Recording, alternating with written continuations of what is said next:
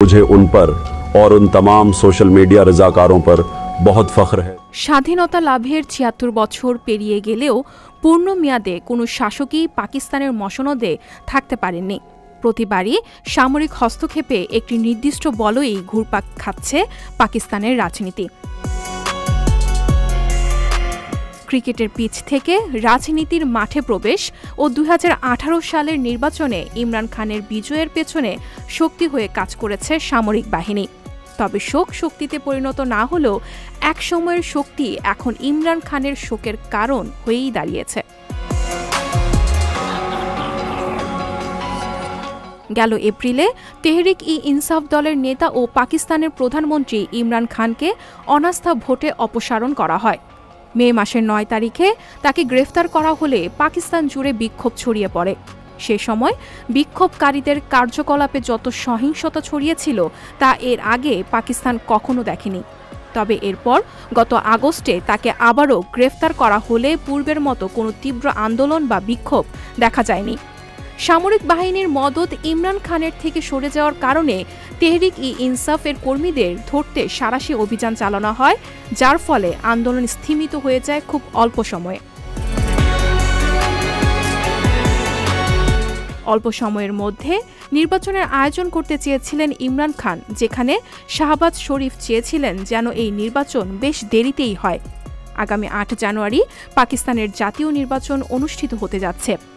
২০২৪ সালে অনুষ্ঠিত জাতীয় নির্বাচনে অংশ নেওয়ার জন্য পাঞ্জাব এবং তার নিজস্ব শহর থেকে মনোনয়নপত্র জমা দেন ইমরান খান। তবে পাকিস্তানের সাবেক এই প্রধানমন্ত্রী ও পাকিস্তান তেহরিক-ই-ইনসাফের প্রতিষ্ঠাতার মনোনয়নপত্র বাতিল করা হয়েছে। শনিবার ৩০ ডিসেম্বর এই তথ্য জানিয়েছে দেশটির প্রাদেশিক নির্বাচন কমিশন। ইমরান খানের মনোনয়নপত্র বাতিলের কারণ জানিয়ে রিটার্নিং অফিসার বলেন, পিটিআই এর প্রতিষ্ঠাতাকে আদালত দোষী সাব্যস্ত করেছেন। পাকিস্তানের ক্ষমতাসীন রাজনৈতিক দল পাকিস্তান মুসলিম লীগ নওয়াজের নেতা মিয়ান নাসির ইমরান খানের মনোনয়নের বিষয়ে আপত্তি জানিয়েছিলেন। তিনি বলেছেন, সাবেক প্রধানমন্ত্রীর সমর্থনকারী এবং প্রস্তাবক NA ১২২ আসনের অন্তর্ভুক্ত নন, যা আইনত এই আসনের হওয়া বাধ্যতামূলক।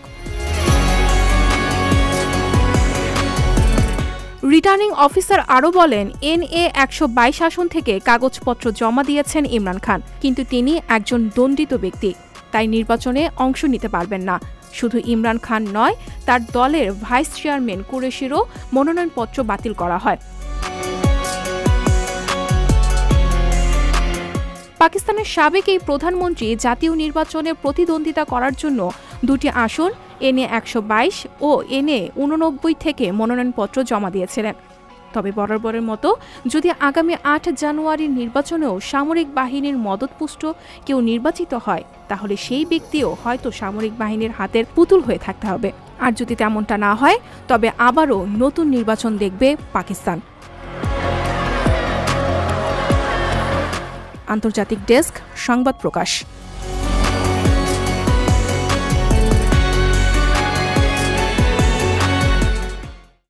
সংবাদ, ফিচার ও অনুষ্ঠানের জন্য ভিজিট করুন সংবাদ প্রকাশের ওয়েবসাইট এবং যুক্ত থাকুন ফেসবুক পেজ ও ইউটিউব চ্যানেলের সঙ্গে।